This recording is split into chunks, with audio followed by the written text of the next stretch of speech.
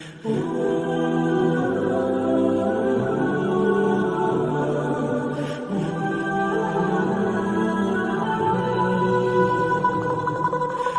اللہ الرحمن الرحیم نحمده ونصلي ونسلم على رسوله الكريم اللهم صل على سيدنا محمد وعلى آل سيدنا محمد وبارك وسلم۔ بزرگان محترم، عزیز ساتھیوں، جیسا کہ آپ سبھی کو معلوم ہے کہ گزشتہ 2 جمعوں سے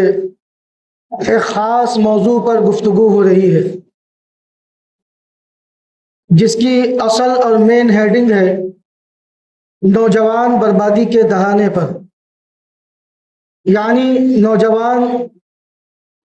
اپنی چند بری عادتوں کی وجہ سے بربادی کے بالکل کنارے پر کھڑے ہیں۔ پہلے جمعہ کو ایک عادت بیان ہوئی، گزشتہ یعنی دوسرے جمعہ کو بھی ایک عادت کو بیان کیا گیا، جس کے آخر میں یہ بات آئی تھی کہ گرل فرینڈ اور بوائے فرینڈ کا جو رشتہ ہے، اس میں بے حیائی کوٹ کوٹ کر بھری ہے، اور اس رشتے کا سب سے بڑا نقصان یہ ہے کہ جو بھی اس رشتے سے منسلک ہوتا ہے وہ بے حیا ہو جاتا ہے، اور بے حیائی کا سب سے بڑا نقصان یہ ہے کہ بے حیا انسان اپنے ایمان کی بھی فکر نہیں کرتا۔ بعض دفعہ بعض بے حیا اپنے ایمان کا سودا کر بیٹھتے ہیں، بے شمار واقعات موجود ہیں۔ گزشتہ جمعہ کو آخر میں یہ بات آئی تھی۔ تیسری بری عادت کیا ہے؟ تیسری بری عادت کے ذکر سے پہلے آپ کے سامنے ایک ضروری بات عرض کرنا چاہتا ہوں۔ گزشتہ جمعہ کو گرل فرینڈ اور بوائے فرینڈ کے رشتے پر بات ہوئی تو 2-4 افراد کو بڑی پریشانی ہوئی، اور پورے محلے میں انہوں نے گایا، لوگوں کو بتایا کہ بتائیے ممبر رسول سے گرل فرینڈ اور بوائے فرینڈ کی باتیں ہو رہی ہیں، یہ مناسب نہیں ہے کہ ممبر رسول سے ایسی باتیں ہوں۔ تو سوال یہ ہے کہ ممبر رسول سے پھر کون سی باتیں ہوں؟ صرف نماز روزوں کو بیان کیا جائے اور معاشرے میں جو برائی چل رہی ہے کیا اس کو بیان نہ کیا جائے؟ کیا ممبر رسول پر بیٹھ کر میں نے اس رشتے کی فضیلت بیان کی ہے یا اس رشتے کو فروغ دیا ہے؟ بھائی ممبر رسول پر بیٹھ کر میں نے اس رشتے کی قباحت کو بیان کیا ہے، اس کی شناعت کو بیان کیا ہے، اور ظاہر سی بات ہے کہ معاشرے میں جس چیز کا بگاڑ ہوگا اس کا تذکرہ کیا جائے گا، اور اس کے لیے جو الفاظ استعمال ہوں گے ان الفاظ کا استعمال بھی کیا جائے گا۔ میں نے کوئی گالی تو نہیں دی، اس رشتے کے لیے اسی لفظ کا استعمال ہوتا ہے اور ہمارے نوجوان اس کو سمجھتے ہیں۔ ہاں اردو میں اگر ہم بولیں تو گزشتہ جمعہ کو یہ بات آئی تھی کہ قرآن پاک میں اللہ رب العزت نے برائی کے ساتھ ایسے لوگوں کا تذکرہ کیا ہے، متخذات اخدان، متخذی اخدان، یعنی چھپ کر آشنائی کرنے والے، چھپ کر دوستی کرنے والے۔ یہ جملہ بولا جائے یا گرل فرینڈ اور بوائے فرینڈ بولا جائے تو آپ بتائیں کہ بات اچھی طرح سے کیسے سمجھ میں آئے گی؟ ظاہر سی بات ہے کہ گرل فرینڈ اور بوائے فرینڈ اچھی طرح سے لوگ سمجھتے ہیں، جب اس لفظ کا استعمال کیا جائے گا تو لوگوں کے بات جلدی سمجھ میں آئے گی۔ تو ممبر رسول پر بیٹھ کر کس طرح کی بات کی جائے؟ بھائی معاشرے میں جس چیز کا بگاڑ چل رہا ہو، جس چیز کی برائی چل رہی ہو، اسی کے تعلق سے گفتگو کی جاتی ہے، اور ایسے الفاظ استعمال کیے جاتے ہیں کہ مخاطب کو بات سمجھ میں آ جائے۔ پیٹھ پیچھے بہت ساری چہمے گوئیاں ہوئیں، 2-3 کے علاوہ اور کوئی نہیں، اور اس سے کوئی فرق بھی نہیں پڑتا۔ حضرت امام صاحب رحمۃ اللہ علیہ نے بہت پہلے سے اس کی تربیت شروع کر دی تھی، اور یہ بات بتائی تھی کہ نماز روزے پر جب تک گفتگو کرو گے تو کوئی کچھ نہیں کہے گا، اگر نبض پر ہاتھ رکھو گے تو لوگ اچھل پڑیں گے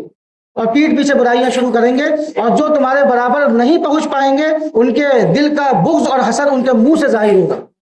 اور وقتاً فوقتاً ظاہر ہو رہا ہے۔ اس کے تعلق سے انشاءاللہ کسی ایک جمعہ کو تفصیلی گفتگو کی جائے گی اور ضرور کی جائے گی۔ حضرات علماء کرام، میں نے کیا بڑے بڑے علماء کرام نے اس کے تعلق سے گفتگو کی ہے اور کر رہے ہیں، اس لیے کہ اس کا چلن اتنا عام ہو چکا ہے کہ بے شمار واقعات رونما ہو رہے ہیں کہ فلاں لڑکی نے اپنے ایمان کا سودا کر دیا، فلاں لڑکے نے اپنے ایمان کا سودا کر دیا، صرف عشق بازی کی وجہ سے اور محبت کی وجہ سے۔ تو بہرحال آپ دیکھیں کہ بے شمار علماء کرام ہیں، بڑے بڑے علماء کرام ہیں جو گفتگو کر چکے ہیں اور کر بھی رہے ہیں اور آئندہ کرتے بھی رہیں گے۔ بالکل آسان سی بات ہے کہ یوٹیوب میں میرا یہ بیان پڑا ہے، آپ اس کو ڈاؤن لوڈ کریں اور معتبر علماء کرام کو سنائیں اور ان سے پوچھیں کہ منبر رسول سے یہ بیان ہونا چاہیے کہ نہیں ہونا چاہیے۔ آپ اپنی زبان سے نہ کہیں، اگر آپ اپنی زبان سے کہیں گے تو اس میں 80% جھوٹ ہوگا اور 20% سچائی ہوگی۔ بیان کو ڈاؤن لوڈ کریں، معتبر علماء کرام کو سنائیں اور ان سے پوچھیں کہ منبر رسول سے یہ بیان ہونا چاہیے کہ نہیں۔ وہ جو فیصلہ کر دیں، اگر وہ کہہ دیں کہ ہونا چاہیے تو ٹھیک ہے، اور کہہ دیں کہ نہیں بیان ہونا چاہیے تو پھر دیکھا جائے گا۔ اور صاف سیدھی بات ہے بھائی، چند نمازیں پڑھ لینے سے، تہجد پڑھ لینے سے، تسبیحات پڑھ لینے سے، لمبی لمبی رکعتیں پڑھ لینے سے کوئی عالم نہیں ہو جاتا، یا کوئی اس مقام تک نہیں پہنچ پاتا کہ وہ علماء کرام کو سمجھائے، مفتیان کرام کو سمجھائے کہ اب یہ بیان ہونا ہے، اب یہ بیان نہیں ہونا ہے۔ اللہ معاف کرے کہ ہمارے شہر کانپور میں ایسی بھی مسجدیں ہیں جہاں کمیٹی یہ طے کرتی ہے کہ یہ بیان کرنا ہے، یہ نہیں کرنا، یہ بولنا ہے، یہ نہیں بولنا۔ الحمدللہ یہاں کمیٹی میں ایسی کوئی بات نہیں، کمیٹی کی طرف سے کوئی ایسی بات نہیں، ورنہ شہر کانپور کی ایک بڑی مسجد میں جانا ہوا، بڑی مسجد ہے، بڑی اہم مسجد ہے، کئی بیان میں نے وہاں کی، اور وہاں کمیٹی کی طرف سے پابندی میرے اوپر لگائی گئی کہ آپ سیدھی سیدھی بات کریں گے، اختلافی بات نہیں کریں گے۔ تو میں یہ سمجھا کہ شاید یہ کہنا چاہ رہے ہیں کہ دیوبندی بریلوی نہ کریں، دیوبندی اہل حدیث نہ کریں، سیدھی سیدھی بات کریں۔ میں نے پوچھا سیدھی سیدھی بات کرنے کا کیا مطلب ہے؟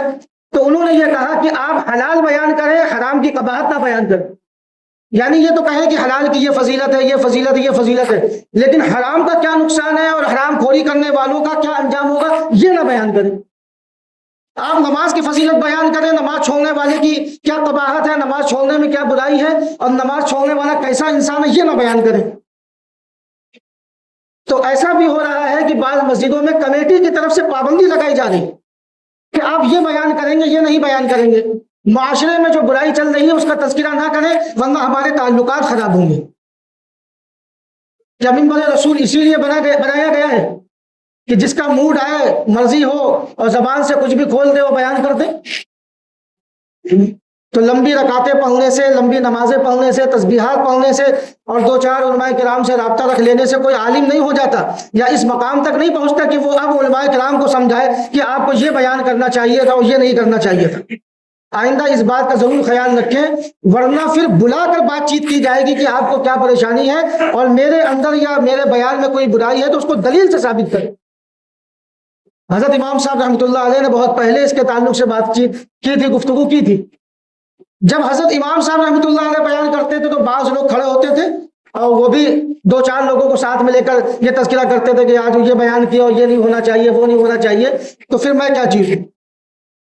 لیکن بہرحال حضرت امام صاحب رحمۃ اللہ علیہ نے اپنے زمانے میں بھی وقتاً فوقتاً لوگوں کو یہ بات سمجھائی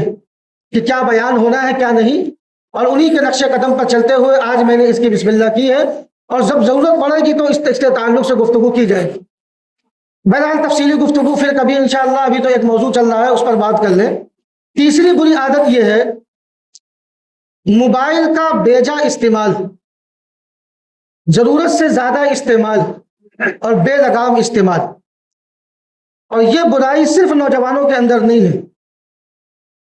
چھوٹے چھوٹے بچوں کے اندر بھی ہے، نوجوانوں کے اندر بھی ہے، ادھیڑ عمر کے لوگوں کے اندر بھی ہے اور بوڑھوں کے اندر بھی ہے۔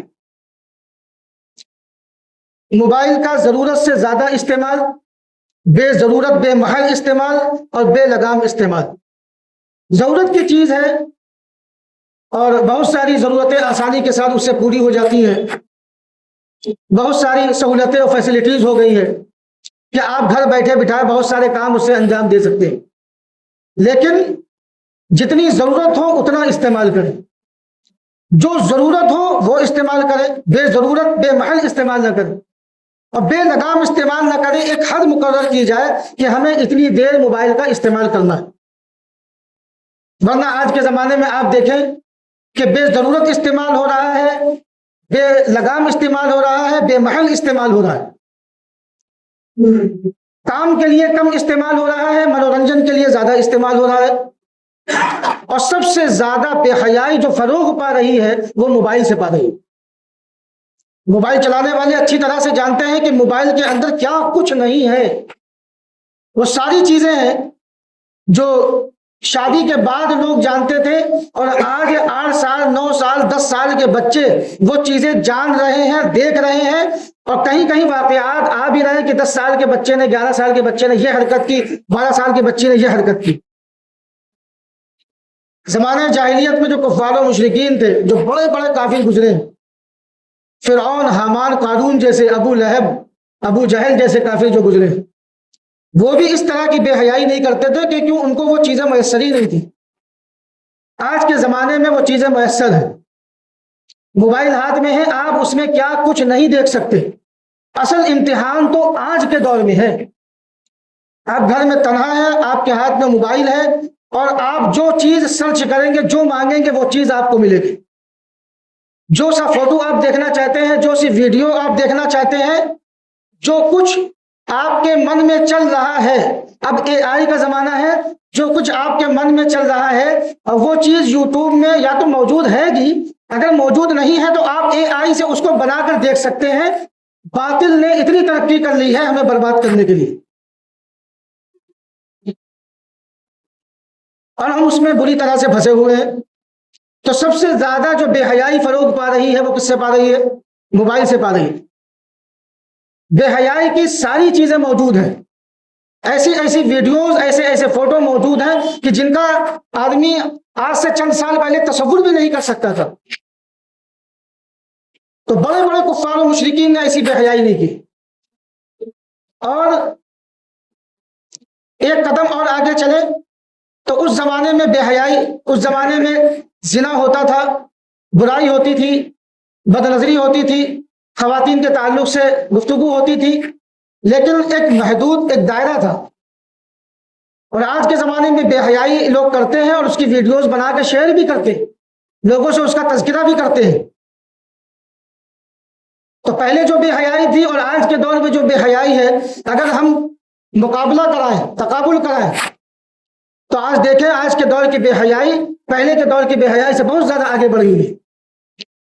کہ پہلے لوگ گناہ کرتے تھے چھپ کر، اور آج گناہ چھپ کر لیتے ہیں، یا لوگوں کے سامنے کرتے ہیں یا چھپ کر کرتے ہیں، لیکن اس کی ویڈیوز بنا کے شیئر بھی کرتے ہیں لوگوں کے سامنے۔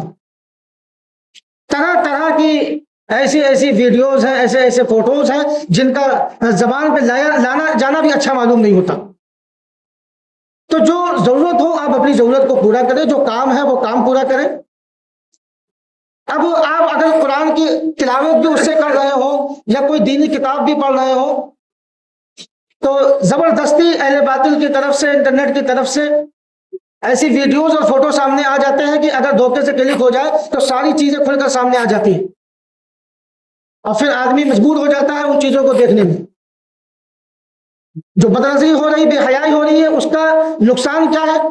آج ہم نماز پڑھتے ہیں، نمازوں میں دل نہیں لگتا، قرآن کی تلاوت کرتے ہیں، قرآن کی تلاوت میں دل نہیں لگتا، اچھے کام کرتے ہیں ان میں دل نہیں لگتا، تہجد کی نماز میں دل نہیں لگتا۔ اچھے کاموں میں دل نہ لگنا یہ کیا ہے، یہ کیوں ہے؟ بد نظری کا سب سے بڑا جو نقصان ہے وہ یہی ہے کہ دل کا نور ختم ہو جاتا ہے، ایمان کی روشنی ختم ہونے لگتی ہے۔ اور سب سے زیادہ جو بے حیائی اس وقت ہو رہی ہے، بے نظری ہو رہی ہے، وہ موبائل کے ذریعے سے ہو رہی ہے، اور اس سے ہمارے ایمان اور کی روشنی ختم ہو رہی ہے، ہمارے دل کا نور سلب ہو رہا ہے کہ نمازوں میں جی نہیں لگتا، قرآن کی تلاوت میں جی نہیں لگتا، جو فضول کی ویڈیوز ہیں اس میں دل لگتا ہے، گانے سننے میں دل لگتا ہے، لیکن قرآن کی تلاوت میں دل نہیں لگتا، رسول اللہ صلی اللہ علیہ وسلم کی نعت سننے میں دل نہیں لگتا۔ کیا ہم نے کبھی یہ سوچا کہ آخر اس کے پیچھے کیا وجہ ہے؟ کہ اچھے کاموں میں ہمارا دل کیوں نہیں لگتا؟ اس کی وجہ یہ ہے کہ ہم موبائل دیکھتے ہیں، اور موبائل جب دیکھتے ہیں تو چاہے جتنا ہم اپنے آپ کو بچا، بد نظری ہو ہی جاتی ہے۔ جب ایک بار بد نظری ہوتی ہے تو آدمی تھوڑی دیر اس میں پھنسا رہتا ہے، اور تھوڑی دیر ویسی ویڈیوز دیکھتا رہتا ہے، ریلز دیکھتا رہتا ہے۔ تو اس بد نظری کا سب سے بڑا نقصان یہ ہے کہ ہمارے دل کا نور ختم ہو رہا ہے، ہمارے ایمان کی روشنی سلب کی جا رہی ہے۔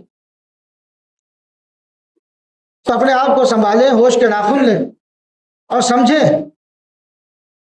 کہ بھائی ٹیکنالوجی کا زمانہ ہے، اور موبائل سے بہت ساری ضرورتیں پوری ہوتی ہیں۔ اس کو یہ نہیں کہا جا سکتا کہ آپ اس کو استعمال نہ کریں۔ ظاہر سی بات ہے کہ بہت سارے کام ہوتے ہیں، اور بعض لوگوں کا پورا کاروبار موبائل سے ہو رہا ہے، تو اس پر پابندی تو نہیں لگائی جا سکتی، اس کو روکا تو نہیں جا سکتا۔ اتنی بات کہی جا سکتی ہے کہ اس کا صحیح استعمال کیا جائے، اور اس کو ضرورت کے موقع پر استعمال کیا جائے، جتنی ضرورت ہو اتنا استعمال کیا جائے، اور اس کی ایک حد مقرر کی جائے کہ ہمیں موبائل اتنی دیر دیکھنا ہے۔ بہرحال یہ بہت ہی تفصیلی گفتگو ہے، تقریباً 1 گھنٹے 1.5 گھنٹے کا بیان اس پر ہونا چاہیے۔ میں نے مختصر طور پر آپ کے سامنے چند باتیں رکھ دی کہ ضرورت سے زیادہ استعمال نہ ہو، بے محل استعمال نہ ہو، اور بے لگام استعمال نہ ہو۔ اگر ہم ان چیزوں کا خیال رکھیں گے تو ہم اپنے آپ کو اور اپنی نظروں کو، اپنے ایمان کو محفوظ کر سکیں گے، اپنے ایمان کی حفاظت کر سکیں گے۔ بہرحال یہ تیسری عادت ہے، جو بری عادت، جو نوجوانوں کے ساتھ ساتھ ادھیڑ عمر کے لوگوں میں بھی ہے اور بڑی عمر کے لوگوں میں بھی ہے۔ اللہ تعالی ہم سب کی حفاظت فرمائے، بد نظری سے حفاظت فرمائے، بے حیائی سے حفاظت فرمائے۔ اللہ تعالی ہم سب کو کہنے سننے سے زیادہ عمل کرنے کی توفیق عطا فرمائے۔ وآخر دعوانا الحمد للہ رب العالمین۔